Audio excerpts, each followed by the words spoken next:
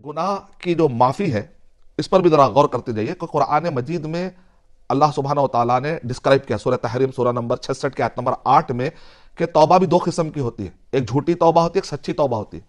بہت سارے مسلمان یہ سمجھتے ہیں کہ میں نے توبہ کر لی، لیکن اکثر معاف کرنا وہ جھوٹی توبہ بھی ہو سکتی ہے۔ سچی توبہ کب ہوگی؟ جب وہ توبتاً نصوحا ہو۔ یا ایھا الذین آمنوا توبوا الی اللہ توبتاً نصوحا۔ اللہ سبحانہ وتعالیٰ کو جھوٹی توبہ پسند نہیں ہے، سچی توبہ پسند ہے۔ نصحا کس کو کہتے ہیں؟ شہد کا جو پٹا ہوتا ہے یا شہد کا جو گھر ہوتا ہے، اس میں سے پوری طریقے سے شہد نکال لیا جائے، ایسا نکالا جائے کہ اس کا جو گھر ہے، اس کا جو موم ہے، وہ شہد میں ملاوٹ میں نہ آئے۔ اس کو کہتے ہیں صحیح طریقے سے نکالنا، اس کو کہتے ہیں عربی زبان میں نصحا۔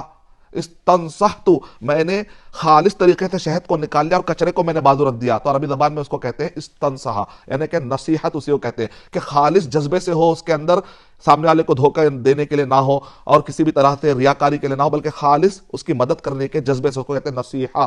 تو اسی سے ورڈ نکلا توبتن نصوحا، یہ خالص توبہ ہونی چاہیے، جھوٹی توبہ نہیں ہونا۔ جھوٹی توبہ کیسی ہوتی ہے؟ اس میں کوئی ندامت نہیں، کر رہا ہے بس، ہاں لوگ کہہ رہے ہیں آمین تو اس نے بھی آمین کہہ دی، سب لوگ دیکھ رہا ہے کہ مسجد میں رو رہے ہیں تو وہ بھی رو لیا، لیکن کہیں سے بھی اس کو پچھتاوا نہیں ہے کہ جو کچھ اس نے کیا، پچھتاوا۔ توبہ کہتے ہیں ندامت کو، یعنی ندامت سے اس کی شروعات ہوتی ہے، اور ندامت کے ساتھ ساتھ اس کے اندر کیا نا اقلاع ہونا چاہیے۔ اقلاع مانے جو بھی گناہ ہے اس کو چھوڑے۔ ایک آدمی چوری کیے ہوئے گھر میں بیٹھ کر، چوری کیے ہوئے زمین پہ بیٹھ کر کہہ رہا ہے اللہ تو معاف کر دے، تو ایسا نہیں چلے گا۔ وہ زمین پہلے جس کا حق ہے اس کو حوالے کرنا پڑے گا، اور اس کے پاس سودی پیسہ رکھا ہوا ہے یا کسی کا حق اس نے مار لیا ہے اور اس کے بینک میں وہ پیسہ پڑا ہوا ہے اور وہ کہتا ہے کہ اللہ تو معاف کر دے، نہیں، وہ حقوق ادا کرنا پڑے گا۔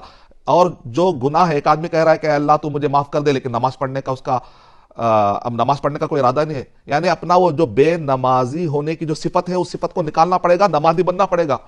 عبادتوں سے دور ہونے کی جو اس کی عادت ہے اب اس کو نکالنا پڑے گا اپنی زندگی سے، نافرمانیوں کو نکالنا پڑے گا، شرک کو نکالنا پڑے گا، بدعت کو نکالنا پڑے گا، بد اخلاقی کو کھرش کے مرسیلیسلی۔ کیوں؟ اس لیے کہ یہ گناہ قیامت میں ہم پہ رحم کھانے والے نہیں۔ شرک کو مرسیلیسلی نکالنا، لوگ کیا کہیں گے، وہ کہیں گے، بھائی قیامت میں کوئی کام آنے والا نہیں ہے، یہ شرک کام آنے والا نہیں ہے۔ آپ یہ جو دل کو لگا بیٹھے ہیں شرک، یہ بدعت، یہ بد اخلاقی، یہ جو برائی ہے نا جس کو آپ بڑے چاہ چاہ کے رکھ رہے ہیں، اس کو پال رہے ہیں، قیامت میں کام آنے والا نہیں، اس کو مرسیلیسلی نکالنے میں ہی ہماری بھلائی ہے۔ تو اس کو نکالنا، اقلاع، نکالے اس نافرمانی کو اپنی زندگیوں سے نکال کر اللہ کی محبت، اللہ کی اطاعت، اللہ کی فرما برداری، عبادت کو بھرے اپنے دلوں سے، اس دل کو مضبوط کرے، آخرت کی تیاری کرے، آخرت کی تیاری کرنا ہے۔ تو مطلب کیا نکلا؟ اقلاع، ندامت، اقلاع عن الذنب، اور تیسرا عزم مصمم، عزم، پختہ عزم ہونا ہے کہ میں آگے اس کی طرف نہیں جاؤں گا۔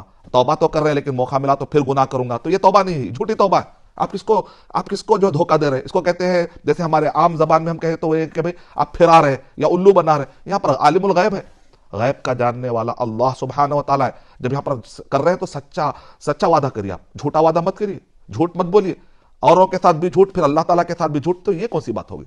بس اب بدلنا نہیں، مجھے اب چینج ہونا ہے۔ یہ روح رمضان، یہ جو سیریز ہے اس کا تقاضا، اور یہ تھیم یہ ہے مغفرت، اس کا تقاضا، اور اللہ کے نبی صلی اللہ علیہ وسلم کی جو حدیث شریف میں نے بیان، اس کا تقاضا یہ ہے کہ میرے اندر یہ جذبہ ہے کہ میں ندامت اور اقلاع نکالنا، نافرمانیوں کو نکالنا، عزم مصمم، اور چوتھا یہ ہے کہ نیکیوں میں اپنے آپ کو لگا دینا، شروع کر دینا۔ میں کل سے کروں گا، پرسوں سے نہیں، شروع کر دینے کا نام ہی کر دینا ہے، بس نکل جانا اس راہ میں، بسم اللہ۔